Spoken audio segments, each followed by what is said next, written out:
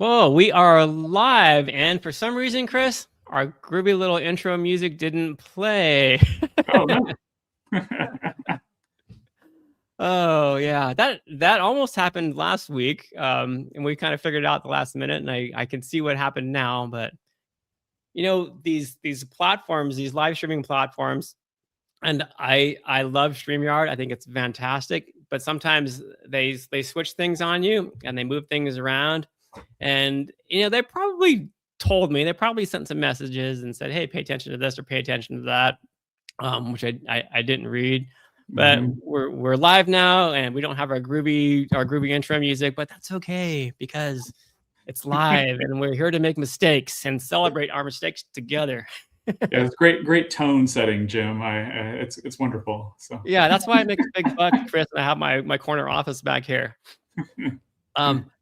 So welcome to this week's guest, Kris Austin. For those of you who don't know Kris, or you haven't heard Kris's name mentioned in the past, Kris is the captain of our ship. Kris is the CEO of Drafted Digital. And I'm so happy that you're here, Kris, because we've got a lot to talk about. The company's been really busy. So welcome to the show. yeah, thanks for having me on. I think it's been a while. Maybe sometime last year, I guess I was on, but yeah, sounds great. Yeah. And normally we've got you and, Dan Wood and Mark Leslie Lefebvre and sometimes Mark Coker all together. But this time I thought, I just want to have Kris on the show so that our authors and the entire community can get to know you a little bit more. And we can talk about what's happening with the company and everything that happened in 2025 and where we may be headed as a company and as an industry in 2026. Yeah, sounds like fun. Yeah, so let's hop into it. And then from time to time, we're going to hop into the comments and the questions section. So to all of our viewers and guests out there, if you have burning questions for Drafted Digital or for Kris in particular, feel free to ask them. And then our D2D representatives that we have hanging out in the comment section will help us flag those, and we'll try to get to each and every one, time permitting. So to kind of kick things off, Kris, if we look back at 2025, do you have any moments where you're proud of the things that Drafted Digital accomplished this year? Because it feels like we've been on kind of a rocket ship, especially since the migration happened with the Drafted Digital and Smashwords. Yeah, 2025 has been quite the crazy year, for sure. And as you just said, yeah, migrations are probably the thing I'm most proud of. I mean, we've been working on that, for 4 years? I mean, nearly 4 years. So it was almost 4 years ago that we merged.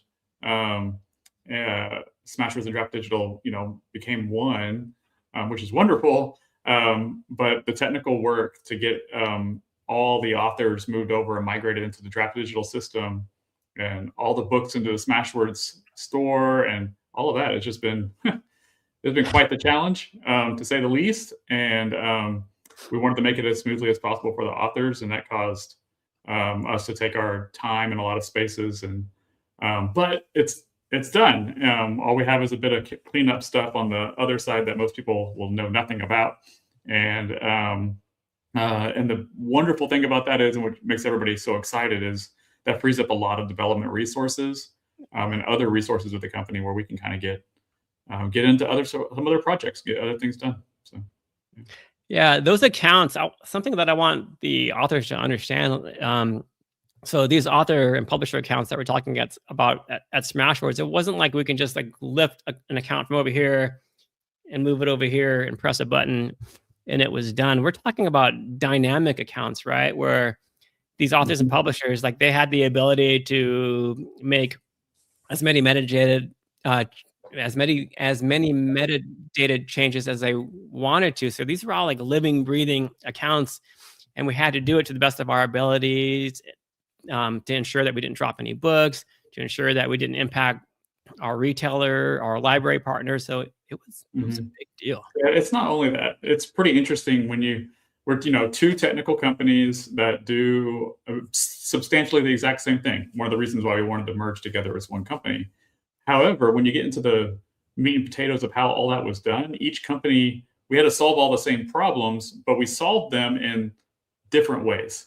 And so trying to figure out how to integrate two different solutions to the same problem into, it took a lot more effort than one would expect. One of those things you get to learn as a software company, that you kind of figure out. And if we ever do something like that in the future, we'll be way faster at it. I think we'll know exactly what we're doing, but we had to build a lot of infrastructure to make that happen.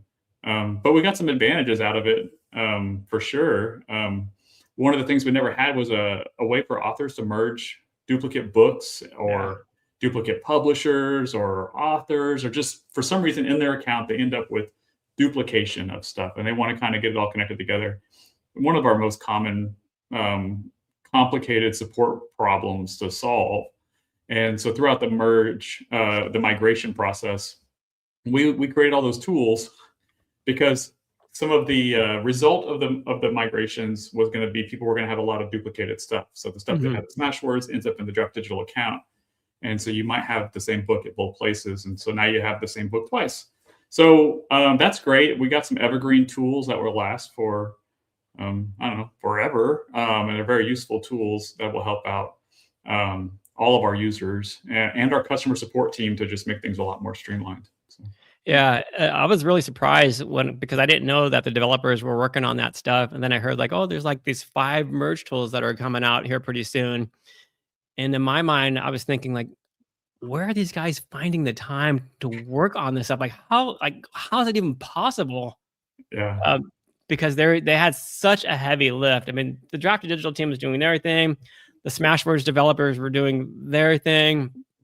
So that was, to me, that was surprising. But I also understand, Kris, and correct me if I'm wrong, that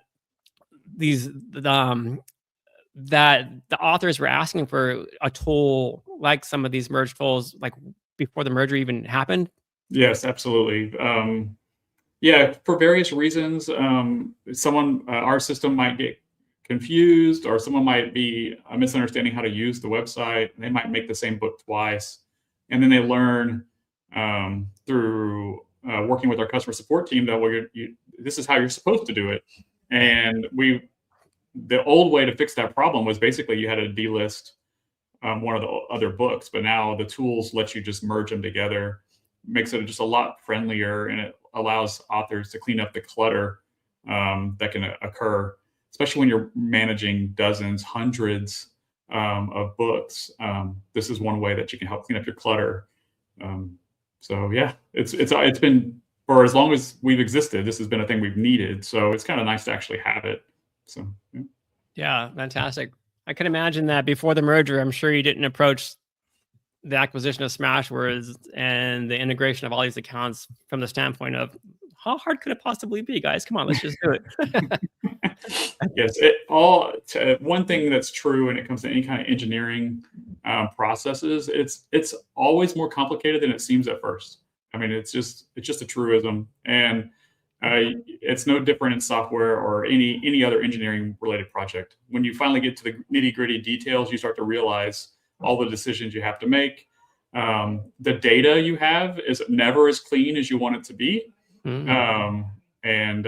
So you got to clean up data so you can do the work. And it makes for exciting times and unpredictable times, and sometimes frustrating and times, but we persevere. So, yeah. Yeah, we're gonna hold you to the exciting times. Exciting sometimes is a euphemism for unpredictable and frustrating. Yeah. Yeah. So from your vantage point as CEO, kind of overlooking not just our company, but also, keeping tabs on the industry at large, how did 2025 change or reinforce your view of where indie publishing is headed? Yeah, it's a great question. So when I think about that, I think it's hard not to say that it has something to do with AI. Like something, I mean, the answer has to be related to AI, and how it's affecting the entire industry and how people talk about content and books and creators and authors. And very much so that affects how the industry and readers think about indie authors and authors that self-publish their own titles. And I would say that it's been like a few like positives and negatives. I would say that authors themselves are becoming a lot more understanding of the concept that these can be used as helpful tools. However, starting to realize that these are not good tools for writing books and doing first drafts, and they don't make good results. They also are learning that their readers do not want books that have been created by AI, and I think that is that's something that I've always felt since the LLM thing happened from 2020 until now. That readers want human authored works. They don't. And so I think that 2025 felt like there was a lot of reinforcement in that space for that concept. And as much as I still think that these AI companies, they really need to be licensing all these works. I think they've stolen a lot of works. And the Anthropic case was a really big example. So the Anthropic case was where a judge had ruled that that Anthropic had actually stolen a lot of ebooks, basically pirated a whole lot of books, and that was illegal, and that's why the settlement happened. I'm not sure what happened with my camera. So. We can still hear you though. So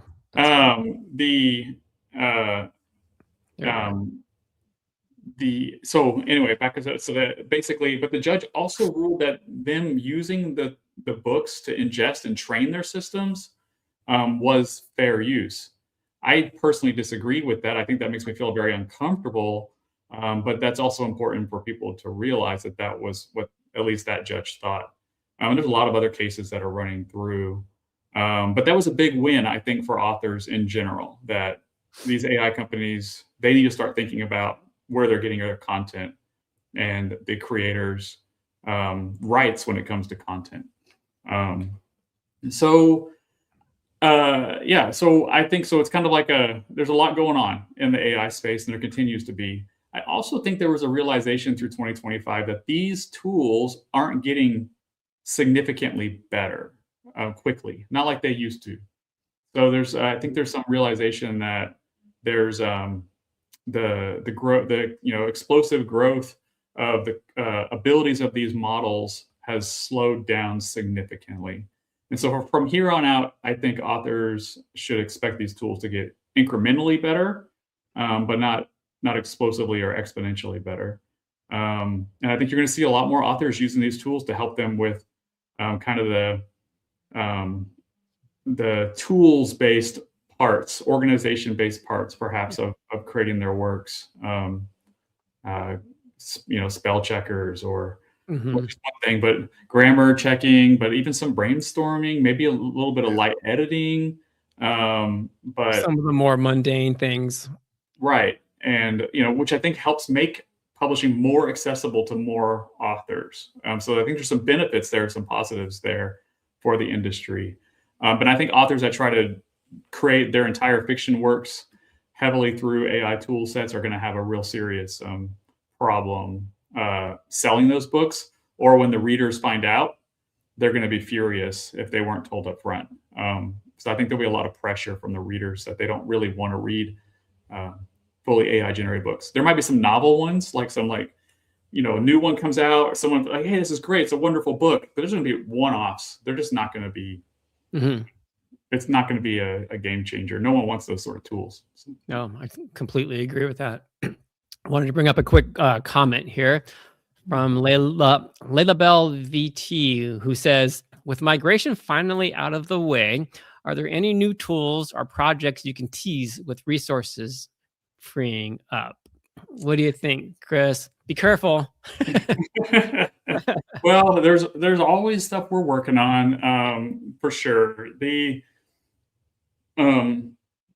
What you will see is start to see some improvements at the Smashwords store, because a lot of the resources that we were using were the Smashwords developer resources, So I can tell you that we're going to be doing some stuff at the Smashwords store to help make that the best and most indie author-friendly store for selling your books. And so I hope to be having announcements about that going on throughout the year. We do lots of sales throughout the year. I hope to be able to make some improvements to sales there. Maybe we could have more sales. Interestingly, those require some dev resources, but there's some bigger things we have in the works. We want to put some focus on that store. So that's where a lot of it is. On the draft to digital side of the equation, so the distribution side and the ingestion and all of that, you'll see more improvements in print because we'll have some freed up resources. And then we're going to see a lot of behind the scenes stuff kind of freed up to help streamline our customer support processes, because that's very important to us. We want to have the best customer support in the industry. That's our goal. But in order to do that, our team needs really good tools to be able to support the authors. And so so that will be a lot of focus on that this year too, which that kind of happens on the back end. You just would see our customer support get better, which everybody wants. And so yeah, there's a lot that's going to be working this year. So. Yeah, unfortunately, that back end stuff isn't like the sexy stuff that everybody wants to hear, but it's core. It's so necessary to keep the company streaming along and to keep the new stuff coming through as well.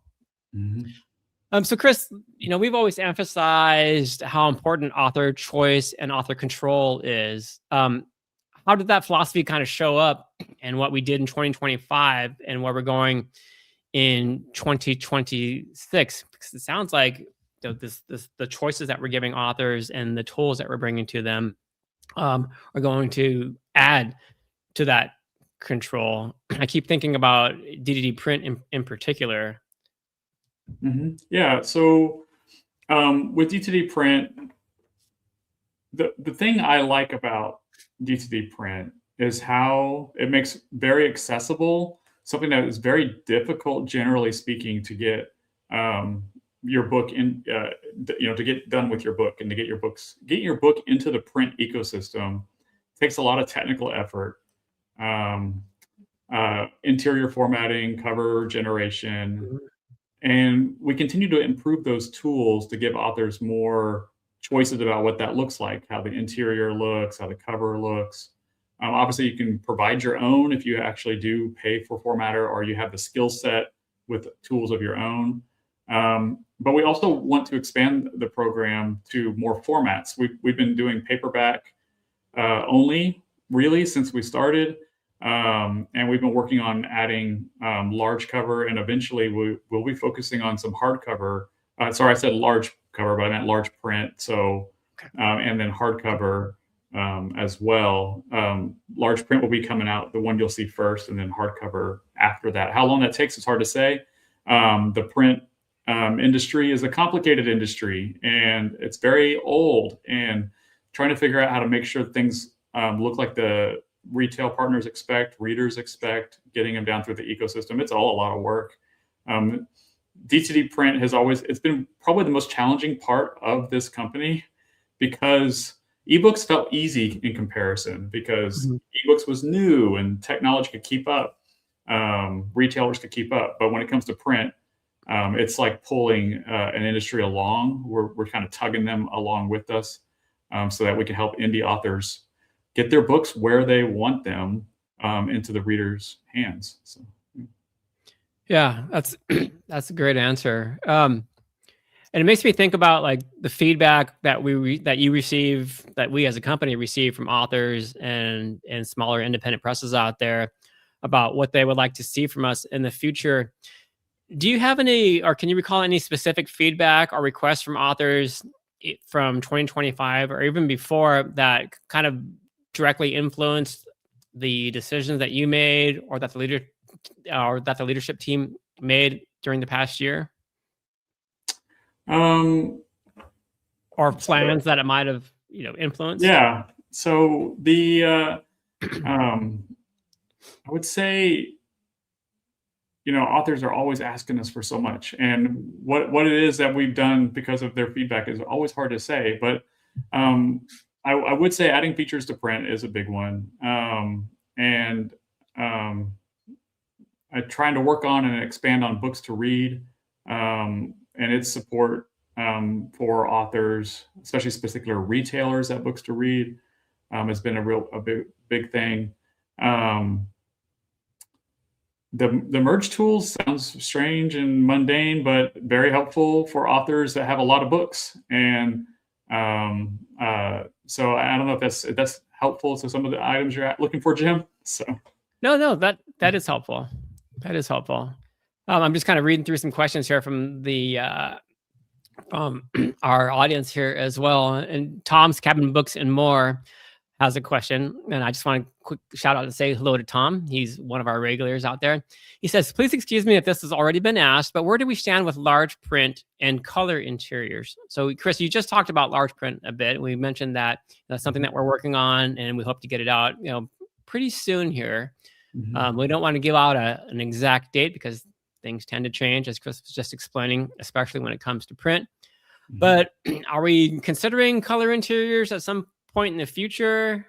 Are we looking at that? First, we mentioned on the large print, it is actually in beta right now. We actually need some more beta testers. So if you are actually interested in entering the large print beta program, please send us a message. We'll get you invited. We need some people to run it through its paces, so to speak. So it's hit that stage. And so if you're interested in getting your books into large print, please reach out.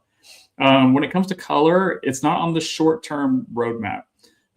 Color creates new challenges, and we're really focusing on the black and white side at the moment and more formats. But color is probably after that, but it's hard to say the timing. It depends on how smoothly the other moves go.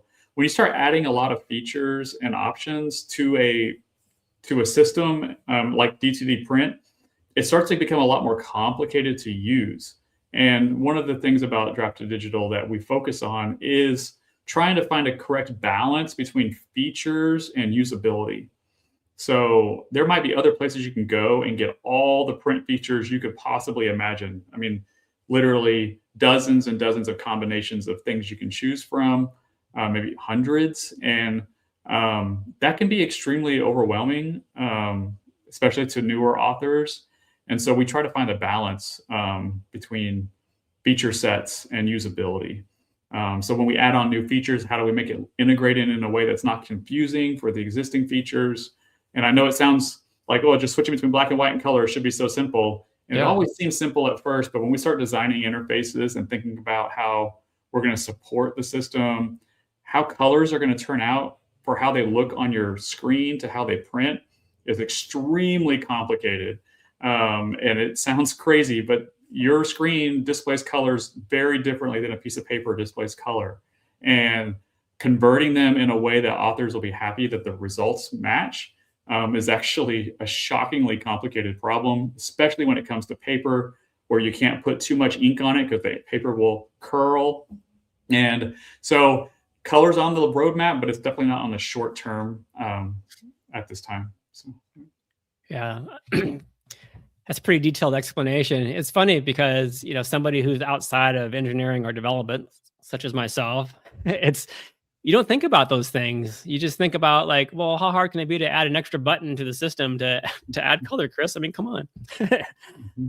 There are all these. I wish it was all that simple, and that's why companies like us exist. We exist to try to make very complicated things much simpler. It's like that's our purpose. To empower authors with through easy to use systems, and that's what we're here for. So. Okay. Let me bring up another question from the audience. This comes from Kermit2. Kermit2. Thank you for the question. He asks, is there anything coming from Draft to Digital to help authors in promoting their books and getting them into more brick and mortar stores? Yeah, that's a great question.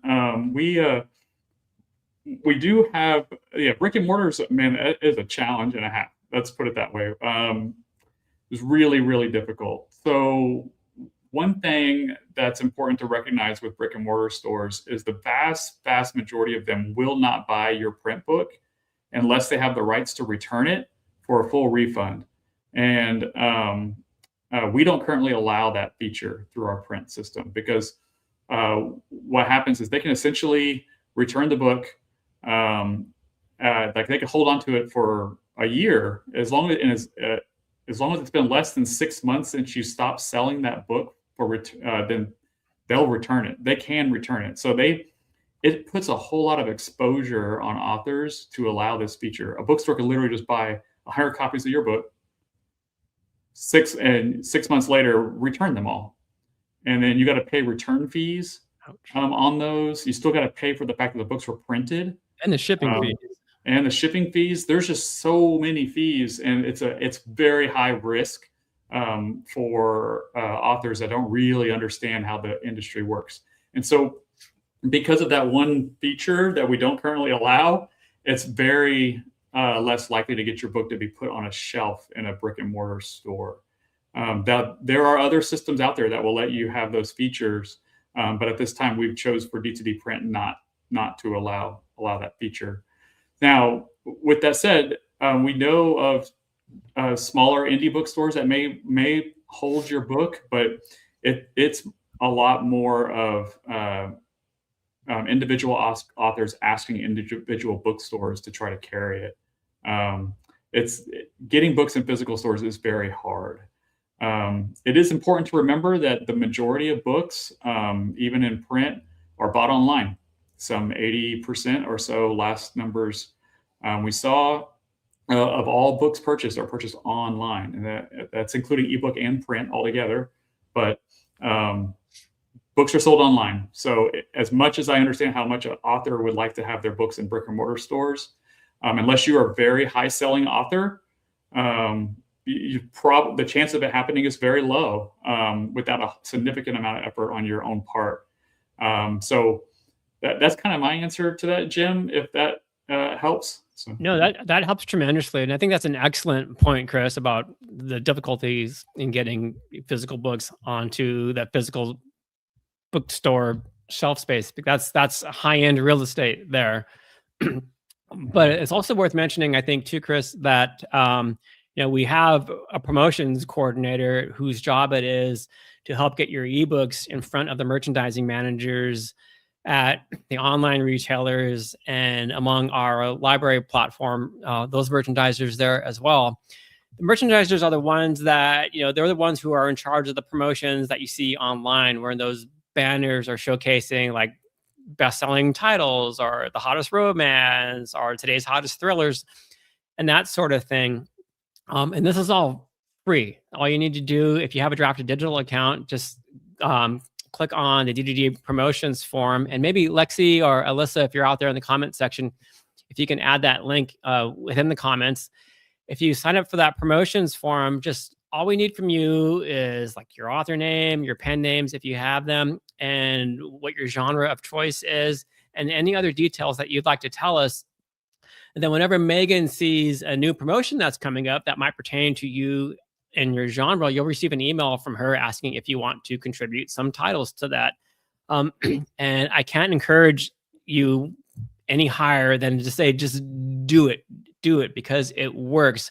I think I don't remember. I don't have the exact figures in my head there, but Megan had we received thousands and thousands of contributions from our authors who wanted to submit their titles, and Megan successfully placed thousands of titles. I think her return rate was like 63%. So that's a phenomenal return rate. So you can have your books promoted in these promotions at the retailers and on the various library platforms, but you have to sign up for that promotions form to contribute. And again, those are all free opportunities. Okay, I'm just checking some quick questions here. And there's the promotions form there too, just in case anybody wants to see it there. I'll leave that up there for a second. Let's see. Oh, here's a question for you, Kris. There's a lot of noise out there in the industry, and a lot of our authors feel pressure. A lot of indie authors, just in particular, feel pressure to kind of do everything. From what you've heard or maybe observed in 2025, is there something that you think authors are maybe doing less of, or maybe what they should focus their energies on instead? If there's like one or two things? Well, so I have some evergreen advice. Please. And That's often the best kind of advice. your first step is really to finish your book. Think about your craft. So work on your books, create books, finish your books. The more you write, the better you're going to get at writing. And it doesn't matter if basically there is a lot of chance in this industry. There's just a whole lot of random chance, and that's just the way success is. And if you happen to be one of those that is so fortunate to have that lightning bolt strike you, you need a good story. You need a good book. You need one that people actually want to read and who will tell other people about it. And so I always recommend people think about what they're writing. Don't overanalyze it. Release books. Get your books out there. Release a book and then work on your next book and just start getting better and better at what you're doing. The rest of the advice you're going to get is on the marketing side for the most part. And that stuff changes by the minute. And most of the time, all you're trying to do is elevate your small chance to being a just slightly more than small chance of being randomly discovered. And it's all good advice out there, building mailing list, trying to make sure all your metadata needs to be correct. That's kind of 101 marketing. And make sure your cover image represents your book in a way that readers, when they see the cover, they kind of get an idea that what kind of book they're going to be getting. You don't want to ever sell your book to a reader. You want them to, when they pick up the book, they're getting the book they're expecting to get. So your description and your cover, these are all evergreen concepts. The rest comes down to a lot of marketing ideas and a lot of marketing concepts. And there's just an endless number of them, and they constantly change. And I don't really recommend people try to follow the fads on those. Think through your own system, find ways to connect directly with your audience, whatever that might be. Readers really want to connect to authors. They like to feel like they're connected. When they read your words, they feel like they're connected to you in some way. And if you can find a way to feed on that, those would be really good concepts. But yeah, my evergreen advice really is write a good book, which will require practice. And like any skill, you have to practice it. And you're not going to get better at it if you don't finish it and keep finishing the next one and the next one. And that way, when your book does get read by a few people, they will tell other people about it. That's what you want to have actually happen, is that those who read it will tell others about it. That's very sharp advice, and it follows on to the advice that we heard last week, Kris, from Orna Ross of the Alliance of Independent Authors, who just did the big indie author data drop and the indie author earnings survey.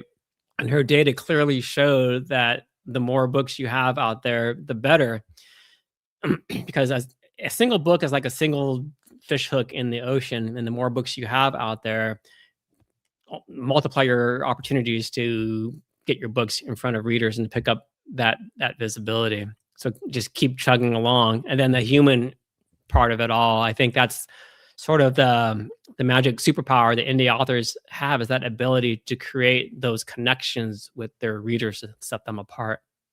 Mm-hmm. Keep those questions coming, everybody. We've got about 10 more minutes left here. And I want to bring up another question from Kermit too. And this is a good one. Kermit's asking, are there any new layout templates or more flexible templates coming to Draft to Digital? Even just adding the ability to specify custom icon for the above chapter title icon and the deco template would be huge. Are we working on any of that kind of stuff, Kris? Yeah, I'm right there with you. This is actually an evergreen request for me even. I want more templates. I want more flexible templates for sure. You mentioning there, the above chapter title icon is actually a complicated request. Mm-hmm. Because there's a lot going on with icons. Licensing can be a little bit complicated when it comes to copyright on icons. Most of the time they're not copyrightable, but sometimes they are. And then there's the fact that the size can vary, and how do we make that look good? So do we need to have the author have the ability to change the size? Because if they upload, or do we have to use just the size they give us, but then they give us a really big one? And letting people upload their own little graphics is actually a really complicated request. But I do think we should add more layout templates that are more genre-specific templates. There's a lot of genres out there we can make templates for. There's more general templates we could make. And it's actually on the list. And I know our graphic designer would love to work on this project because she also agrees. I think we all kind of do. It's always been kind of hard for me to get it prioritized among all the other stuff. But thanks for bringing it up. I like to know that people want this feature. That really helps me push for prioritization a bit higher. So I appreciate asking the question. Perfect. Okay. Another question from Tom at Tom's Cabin Books and More. Tom asks, for authors that have large back catalogs, what can you suggest for how to spread their thin promotional dollars amongst all of the books? Oh, yes. Man, it can be so tough. So it matters so much on like what kind of books you're writing. Are they parts of series?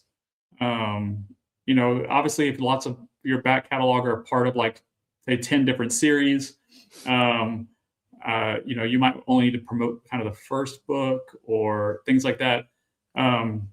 But yeah, promotional, man, this is a hard question. And I'm not necessarily the best person to answer this in our company. As you know, Jim, we have people that are great at this. But if it were me and I had small amount of funds and I had a whole lot of books, I would really think about the one that I feel has the least served audience. So what books are you writing that don't seem to have a lot in their genre or the type of book that you're writing? So you'll be shocked at the number of people who want to read very, very niche and unique styles of books. And so I think that's the books I would be promoting on and looking at. I wouldn't be trying to chase down the current fads. I'd be trying to figure out, well, no one writes this kind of book. It's like a very niche. I see others and they're kind of succeeding, but there's only like 5 other books or maybe 10 in this particular space. And I've got one of those and I think it's really good. I would probably focus my efforts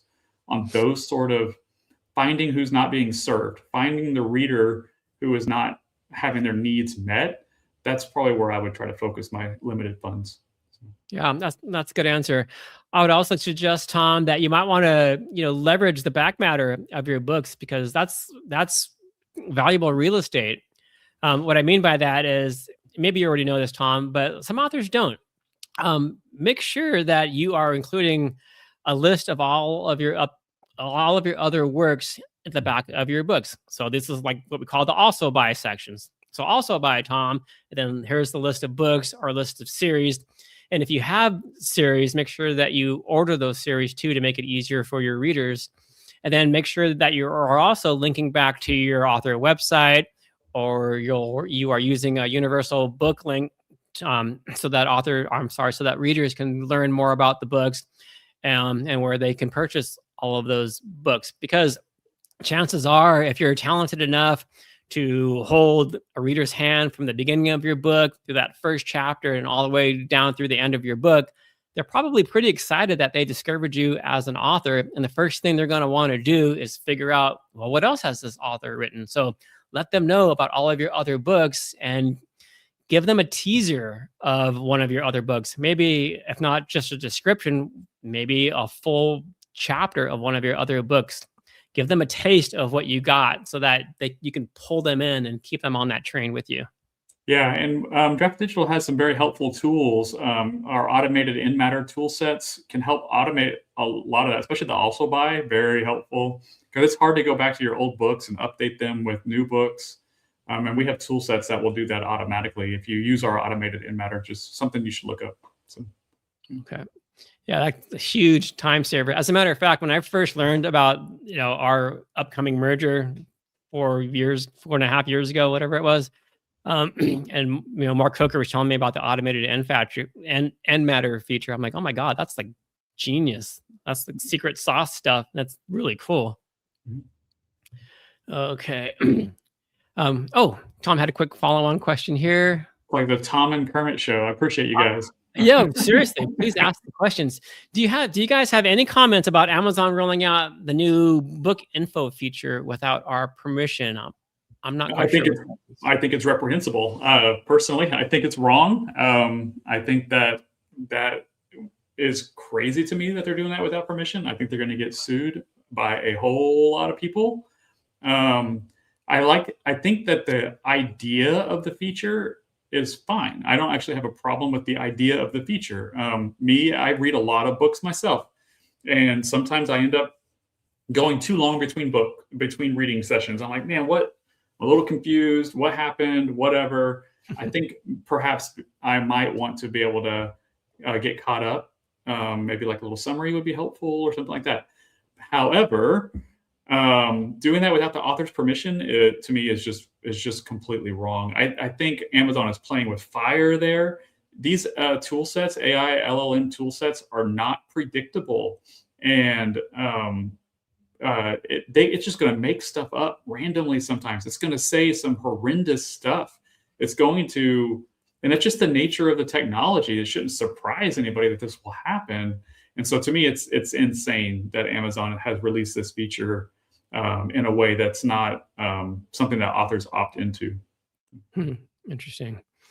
We've got about 4 minutes left here. So Kris, for authors who are feeling maybe uncertain or fatigued heading into a new year, what gives you confidence about the future of indie publishing now that we're like 18 years into this?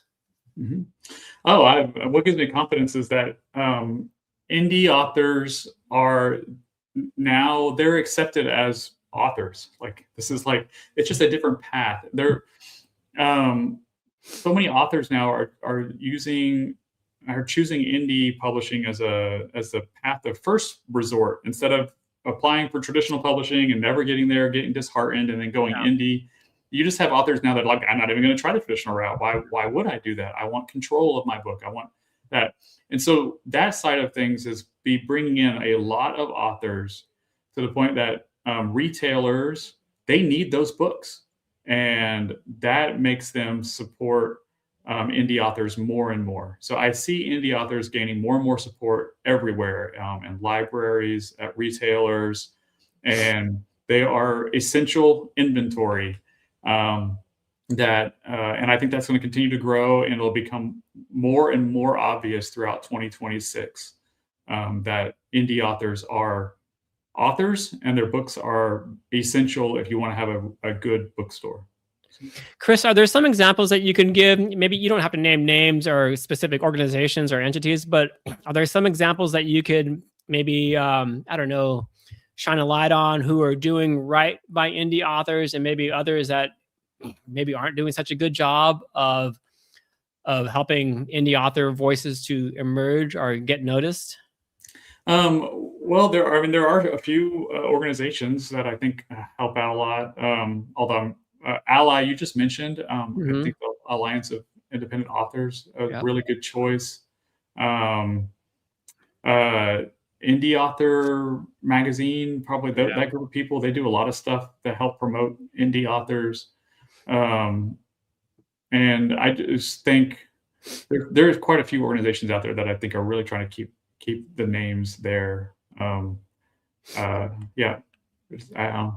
who pops in my head at the moment. So. Okay. Are there any like retailers or library platforms where you're like, hey, they're doing a fantastic job of helping? I would say Hoopla, if I were looking at is one I would definitely name. I think Hoopla does a fantastic job of helping indie authors books be found. They sell a lot of indie author books. And don't get me wrong, so does Overdrive. Overdrive does as well. Hoopla's model is in such a way that all indie books are available to all of the libraries that have Hoopla. So it's easier to be discovered as an indie author on the Hoopla platform than it is on the Overdrive platform. Although you should definitely have your books in both places. And even authors that are now that are in KDP Select or exclusive with Amazon, you're now allowed to distribute your ebooks to libraries. And I strongly encourage you to do that. Yeah. Libraries are just a massive audience. And so I recommend that you think really hard about doing that. Draft to Digital, we make that really easy for you to get you in libraries all around the world very quickly. So if you're a KDP Select author, which you might not be listening to this if you are, but if you are, or you know somebody who is, someone who is, please let them know that they can now sell their ebooks in libraries, and they should do that. So. Yeah, libraries are such a huge visibility engine for authors and their books. Yeah, we're coming to a close here, Kris, but I wanted to maybe leave you with one final question, if you don't mind. Mm-hmm. If you were to think about Draft to Digital 5 years from now, and I know you probably hate those questions like that. You're not wrong, but that's okay. Let's go. When you think about Draft to Digital 5 years from now, what do you hope authors will say that we help them do? 5 years from now. So I would say, I don't know, I would hope that authors would think that we were a part of making indie publishing mainstream, and really help them to take over the publishing industry in a way. I think that, and I would want them to say that Draft to Digital helped authors in general become the center of the publishing industry. I think authors should be the center of the publishing industry. They are the ones that create the content, and they are the ones that we should be supporting. And so I would hope that they would say that Draft Digital made that happen. So, yeah. Love it. What a perfect place to end this. For everybody out there who are maybe watching us week in and week out, I just want to take a moment to say thank you for putting your trust and your time in us. We really appreciate you. For those of you who are perhaps brand new to Self-Publishing Insiders, or maybe just checking out Draft to Digital for the first time, welcome. And thank you for joining us here. If you got something out of this episode here, in this interview with Kris Austin, our CEO, it does us a lot of good when you share these episodes, because it helps us spread the word and attract more experts from the self-publishing community to come in and give you some advice. If you want to see what our next episodes are all about, be sure to bookmark D2DLive.com. That's D, the number 2, DLive.com. And for anybody who's watching and maybe just investigating self-publishing for the first time, you can sign up for a free author account at Draft to Digital simply by going to draft2digital.com. Kris, I appreciate your time. I know you're a busy guy out there. No problem. It's been fun. It's been a lot of fun. I really appreciate this. We're going to end this soon. I guess I used the wrong template today, so we're not going to end with our groovy D2D print commercial with the really cool music. So we're just going to end this. But again, I wanted to thank Kris and thank all of you for joining us again today. And we'll see you all here next week. Thanks, everybody. Bye-bye. Take care.